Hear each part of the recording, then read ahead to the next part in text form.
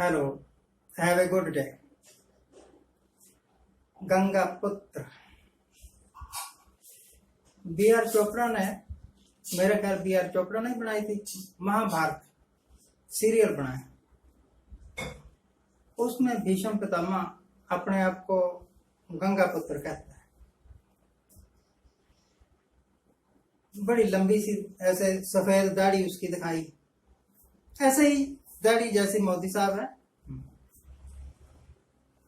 वो गंगा पुत्र राज दरबार में बैठा है, पांडव भी बैठे हैं, कौरव भी बैठे हैं, और उसकी आंखों के सामने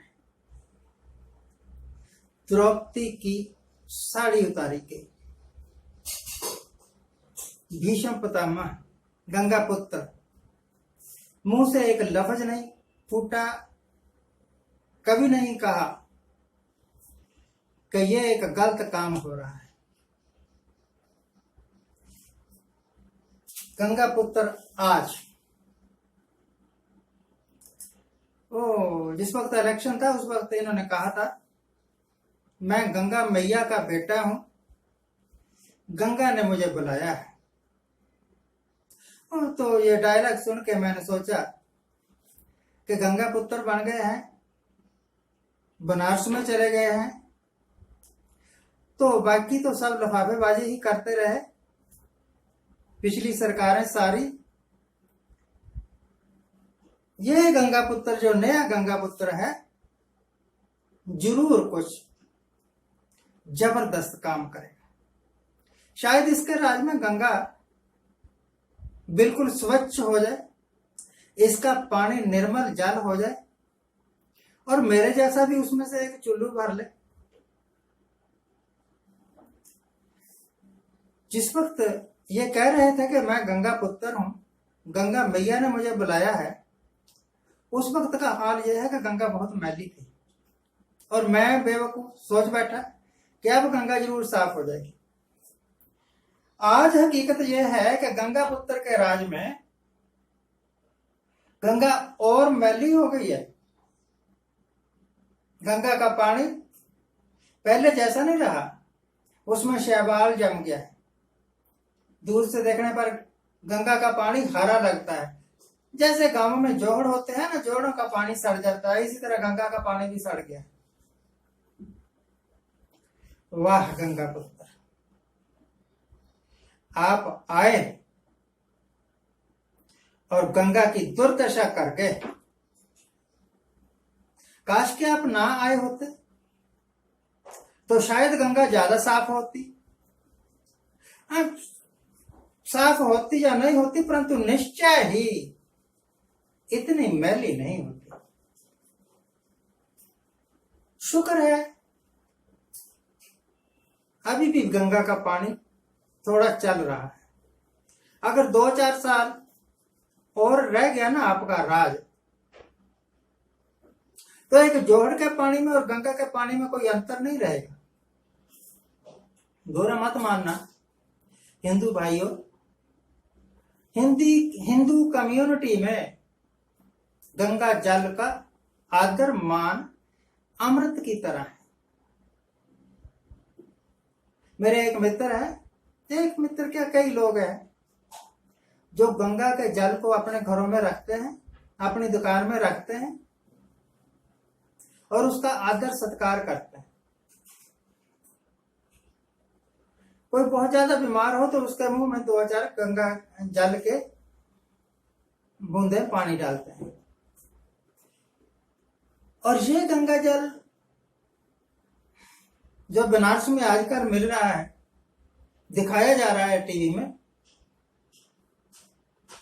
इससे पी के तो चंगा भला तंदुरुस्त आदमी बीमार हो जाए।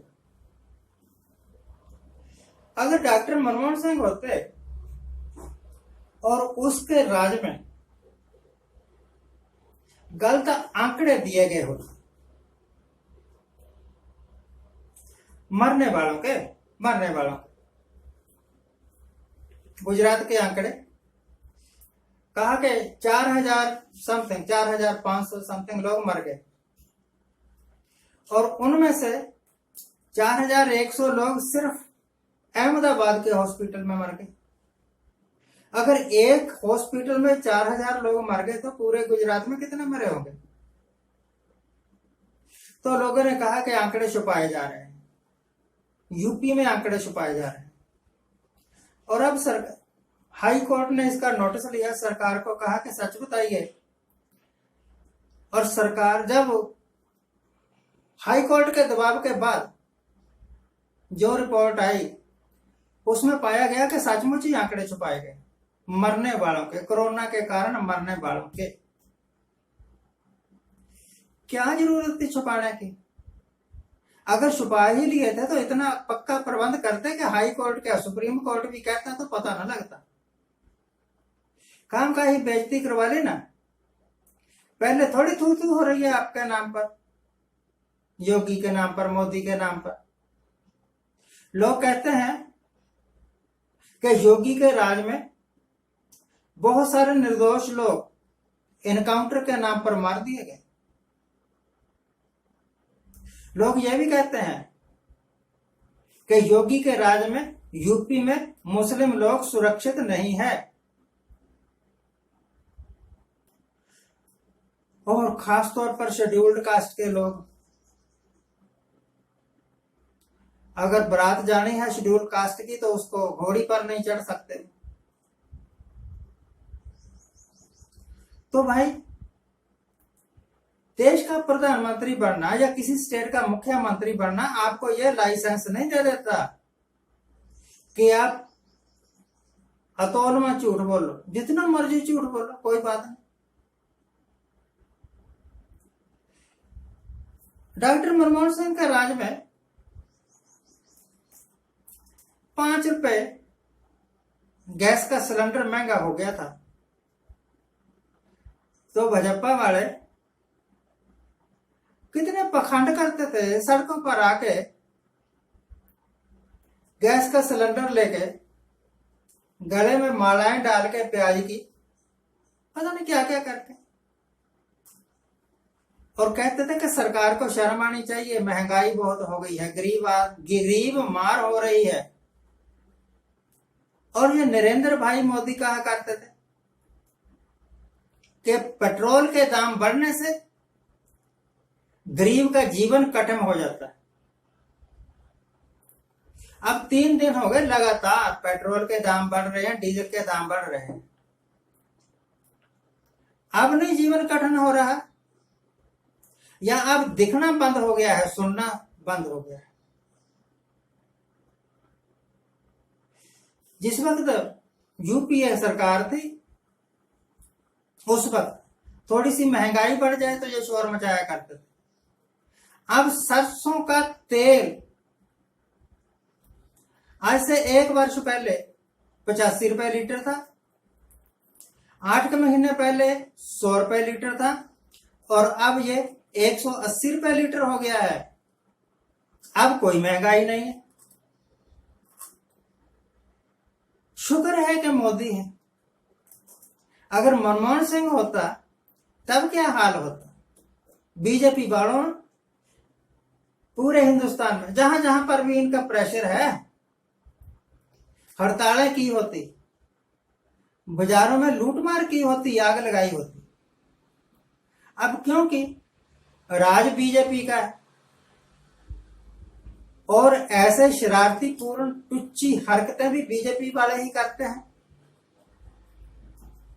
अब बढ़ती हुई कीमतें कोई मसला नहीं है, महंगा हो रहा पेट्रोल कोई मसला नहीं है, इन्फ्लेशन हो गया कोई मसला नहीं है, रुपए की कीमत गिर गई कोई मसला नहीं है, जीडीपी माइनस में चली गई कोई मसला नहीं है, क्योंकि मोदी है। ये मोदी है या मनहूसे आजम है? एक ऐसा प्रधानमंत्री जब पावर में नहीं था तो पता नहीं क्या क्या पखंड किया करता था, अब पावर में आ गया तो इसको कुछ दिखाई ही नहीं देता। ये गरीब मार कर रहा है। जैसे सरकार, एक ही काम हो सकता है हिंदुस्तान बचाने का कि मोदी साहब इस्तीफा दो, झोला उठाओ और घर जाओ। आज के लिए इतना ही। आज जिनका जन्मदिन है उनको हैप्पी बर्थडे, जिनकी मैरिज एनिवर्सरी है उनको बहुत बहुत शुभकामनाएं।